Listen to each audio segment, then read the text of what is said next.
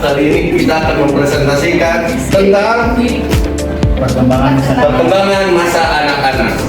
Oke, di sini izinkan saya memperkenalkan anggota-anggota dari kelompok kami. Saya Rizky Ramadan Tajuk. Saya Muhammad Amnali Padi. Saya Mulia Rahmawati. Oke, sudah kenal semuanya. Sekarang kita langsung saja lanjut ke pembahasannya. Yang pertama akan dibawakan oleh Saudara Ramdan Anifari. Di sini yang pertama ada pembahasan perkembangan masa anak-anak.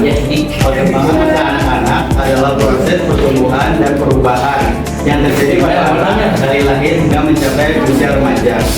Periode ini sangat penting karena mencakup perubahan fisik, kognitif, emosional, dan sosial yang signifikan. Perkembangan masa anak-anak ada 3. Yang pertama perkembangan kognitif, yang kedua perkembangan afektif, yang ketiga perkembangan psikomotorik. Yang pertama perkembangan kognitif. Perkembangan kognitif masa anak-anak adalah proses di mana anak berkembang, proses masa anak berkembang dari lahir hingga mencapai usia dewasa. Contoh dari kognitif yaitu ada seperti kita kayak anak kecil sudah dipanggil namanya, kayak misalkan anak balita dipanggil namanya tuh udah bisa mengerti apa? Masa kognitif, betul. Itu contohnya. Langsung ke afektif ya. Afektif, perkembangan afektif masa anak-anak adalah proses di mana anak-anak belajar mengenal, memahami, mengelola, dan emosional. Oke, pembahasan selanjutnya akan dibawakan oleh kita tadi. Kedua adalah perkembangan kognitif pada anak-anak. Ada beberapa elemen kunci dari perkembangan kognitif pada anak-anak. Yang pertama, perkembangan sosiomotor, sensorimotor, yang terjadi pada anak usia 0 sampai 2 tahun, di mana pada fase ini anak belajar mengenali dunia melalui panca indera dan gerakan-gerakan fisik. Contohnya bayi itu, anak-anak ini ya, bisa merangkak, terus menggenggam dan mengisap suatu benda. Mengisap. Terus pada fase ini juga anak-anak mulai memahami konsep permanensi objek, yang dimana konsep ini adalah bayi itu tahu kalau misalkan barang atau objek itu tetap ada walaupun nggak kelihatan. Misalnya kalau misalkan anak kecil kan sering main cilukba gitu ya. Nah, Contohin dong. nggak mau. Terus kalau misalkan bayi yang udah ngerti tentang konsep permanensi objek ini, maka bayi udah gak akan bingung kalau misalkan ibunya lagi cilukba itu kan mukanya kan hilang di balik tangannya. Jadi itu bayi udah gak akan bingung lagi karena udah memahami konsep permanensi objek. Jadi bayi tetap tahu kalau objek itu tetap ada walaupun gak kelihatan sama matanya. Yang kedua ada perkembangan praoperasional yang terjadi pada anak usia 2 sampai 7 tahun, di mana fase ini anak mulai menggunakan bahasa dan simbol untuk menggambarkan objek atau suatu peristiwa. Pada fase ini juga anak mulai memahami konsep-konsep dasar seperti jumlah, ukuran, atau bentuk suatu objek. Walaupun pemahaman ini masih terbatas dan bersifat intuisi, bukan logis. Terus pada anak usia ini juga, anak itu pemikiran anak masih egosentris, artinya mereka ini belum bisa untuk memahami orang lain. Yang ketiga ada perkembangan operasional konkret yang terjadi pada anak usia 7 sampai 11 tahun. Di fase ini anak mulai berpikir secara logis dalam tentang peristiwa nyata dan konkret. Artinya konkret. Emang iya konkret. Terus jadi anak usia segini ini udah bisa tahu adanya sebab akibat. Lalu anak usia ini juga mulai memahami konsep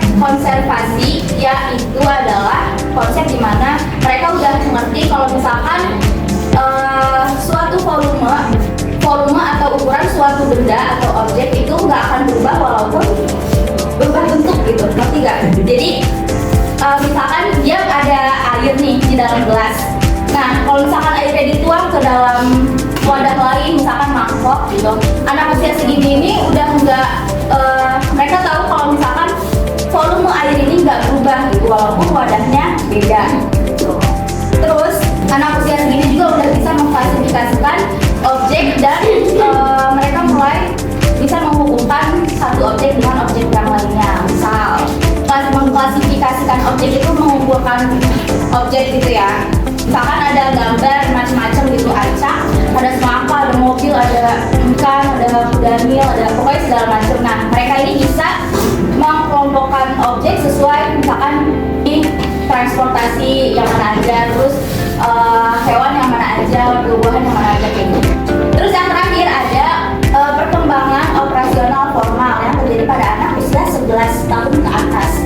Dimana pada fase ini anak mulai berpikir secara abstrak dan hipotesis. Lalu anak juga udah bisa merencanakan masa depan dan memikirkan berbagai kemungkinan. Dan anak juga udah bisa buat mengembangkan pemikiran logis yang lebih kompleks lagi. Selanjutnya akan dibawakan oleh Oke, selanjutnya di sini akan menjelaskan tentang perkembangan afektif pada masa anak-anak.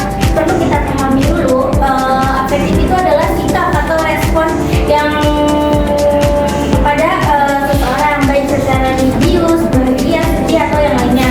Nah, di sini tuh terdapat tiga macam. Yang pertama itu perkembangan pada perkembangan emosi dasar. Biasanya pada usia 2 sampai 5 tahun ini anak mulai baru mengenali nih kayak macam-macam emosi gitu kan. Pada macam-macam emosi kayak baru mengenali aja gitu, kayak entah itu bahagia, sedih atau yang lainnya, baik pada diri dia sendiri atau pada orang lain gitu. Nah, terus pada usia 5 sampai 12 tahun ini anak mulai menggambarkan atau mulai merasakan gitu kalau misalkan sifat emosi itu bagaimana, sifat bahagia itu bagaimana, dan sifat sedih itu bagaimana gitu kan. Nah, terus yang kedua itu ada perkembangan identitas dasar. Pada anak usia 2 sampai 5 tahun mengenali pertama itu mengenai konteks sosial, yaitu anak ini mulai merespon atau menanggapi bahwa misalkan ada suatu orang atau suatu masyarakat sedang berkumpul dan membicarakan suatu hal. Nah, anak ini mulai merespon yang dibicarakan oleh antar masyarakat atau antar orang ini itu tentang kebahagiaan, kesedihan atau yang lainnya. Nah, anak ini tuh kayak mulai menyadari atau merespon gitu. Nah, pada usia 5 sampai 12 tahun anak mulai memperluas pikirannya di lingkungan sekolah, dan dia menyadari bahwa identitas dia ini sebagai pelajar gitu. Nah, terus yang ketiga itu adalah kepercayaan diri dan harga diri. Pada usia 2 sampai 5 tahun anak mulai mencoba banyak hal, dan perlu dijelaskan juga bahwa pada usia ini tuh anak mulai mengembangkan dirinya gitu kan. Seperti misalkan suatu anak ini mengajarkan bahwa dia ini melakukan kesalahan. Nah, waktu itu tuh ibunya tuh pernah bilang kalau misalkan ada yang mukul kamu harus pukul balik. Nah, anak ini tuh mulai menangkap gitu. Berarti kalau misalkan ada seseorang yang menjahati anak tersebut, maka respon anak tersebut itu harus dengan apa? Harus dengan dipukul, karena ajaran ibu tersebut gitu kan, dia langsung merespon. Nah, pada usia 5 sampai 12 tahun ini mereka mulai membentuk yang lebih kompleks, yaitu di lingkungan sekolah. Entah itu jadi lebih kayak memperkenalkan dirinya di bidang apa gitu kan. Misalkan di bidang misalkan di ekstrakurikuler gitu kan. Biasanya kan di SD itu suka ada kegiatan pramuka atau yang lainnya, pramuka, terus di bidang olahraga atau yang lainnya. Nah, anak ini tuh lebih tertujunya ke bidang yang mana gitu kan.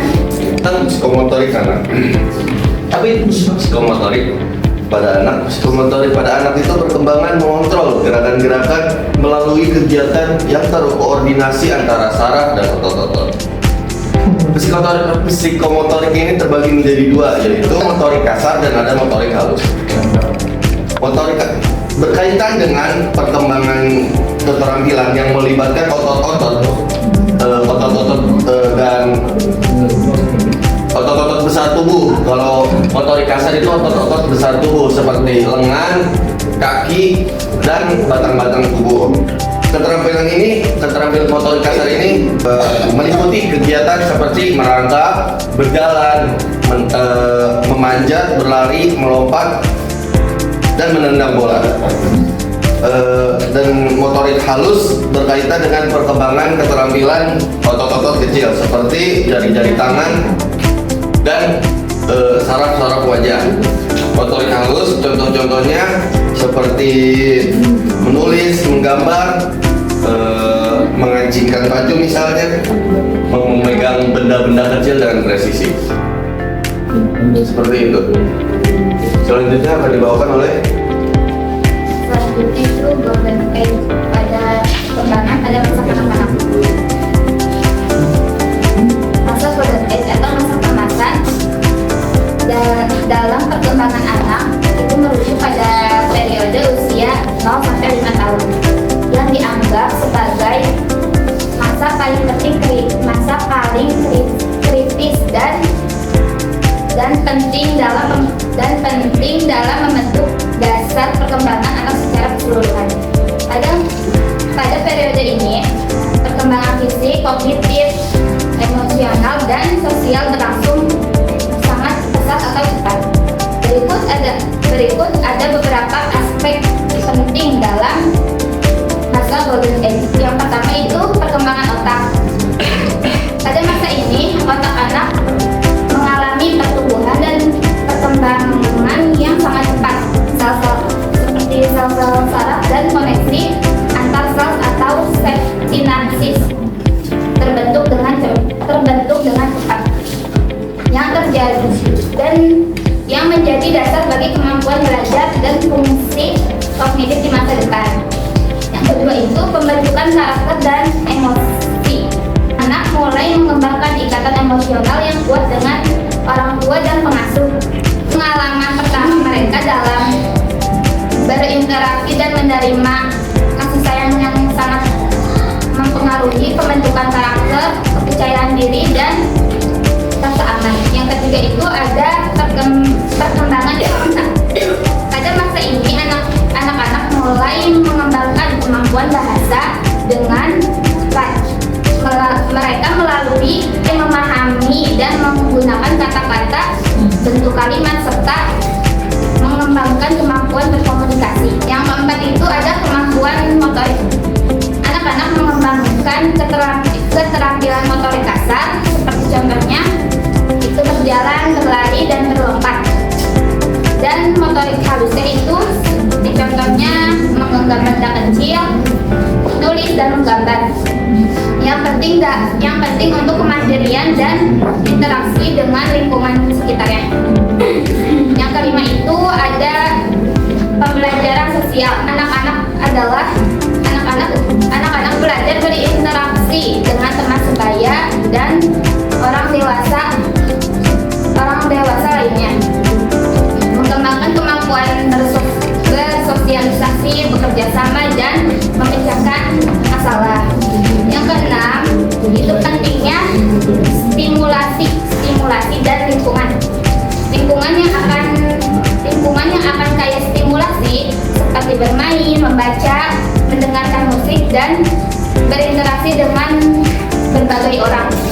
Sangat penting mendukung perkembangan optimal pada masa golden age. Dan yang terakhir, peran orang tua dan pengasuh. Kehadiran perhatian dan dukungan dari orang tua dan pengasuh sangat penting dalam memberikan rasa aman dan memotivasikan anak untuk belajar dan berkembang. Apa yang disampaikan oleh Bu Lida? Selanjutnya ada materi tentang pandangan Islam terhadap perkembangan anak-anak. Jadi yang pertama itu anak-anak mendapatkan hak seperti kayak mendapatkan nama yang baik, terus pendidikan yang baik, terus akhlak, etika yang baik juga dari orang tuanya, dari yang pengasuhnya. Terus yang kedua ada pendidikan dan pembinaan karakter. Jadi anak-anak dibina terus dibentuk karakter jadi akhlak yang mulia, yang yang baik, yang berguna bagi masyarakat. Terus selanjutnya ada kasih sayang dan perhatian. Jadi orang tua itu memberi kasih sayang yang lebih terhadap anak. Jadi harus tahu kondisi anak, jangan sampai anak ini merasa nanti pas udah gedenya itu kayak merasa jadi haus kasih sayang gitu, karena dari kecilnya orang tuanya kurang memperhatikan anak itu.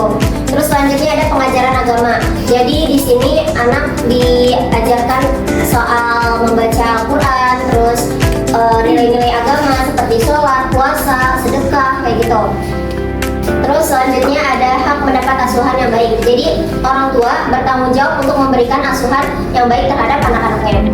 Terus selanjutnya ada pendidikan kognitif dan fisik. Jadi di sini tuh anak-anak nggak cuma diajarin tentang agama, jadi diajarin juga tentang motoriknya, kayak bermain, terus olahraga, terus kayak dunia luar tuh seperti apa gitu. Jadi harus dikasih tahu yang baik yang mana, yang buruk yang mana. Terus selanjutnya dijelaskan juga dalam Quran surat Al-Luqman ayat 17. Jadi di sini tuh ada nasihat yang diberikan oleh Luqman terhadap anaknya. Bismillahirrahmanirrahim. Ya bunayya aqimis sholata wa'mur bil ma'rufi wanha 'anil munkar wasbir 'ala ma asabak inna dzalika min azmil umur. Yang artinya, wahai anakku, tegakkanlah sholat dan suruhlah manusia berbuat yang makruh dan cegahlah yang mungkar, serta bersabarlah terhadap apa yang menimpanya. Sesungguhnya yang demikian itu termasuk urusan yang harus diutamakan.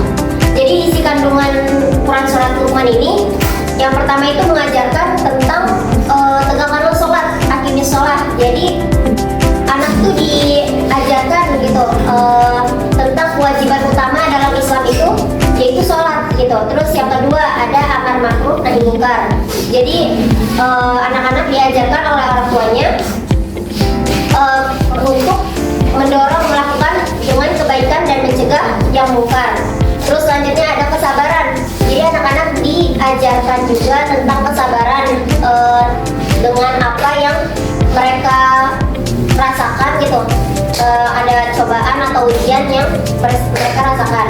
Terus selanjutnya ada ketaatan kepada Allah. Jadi mereka diajarkan tentang apa aja yang harus dipelajari yang diperintahkan oleh Allah. Sekian presentasi dari kelompok kami. Bila ada kekurangan mohon dimaafkan. Terima kasih. Wassalamualaikum warahmatullahi wabarakatuh.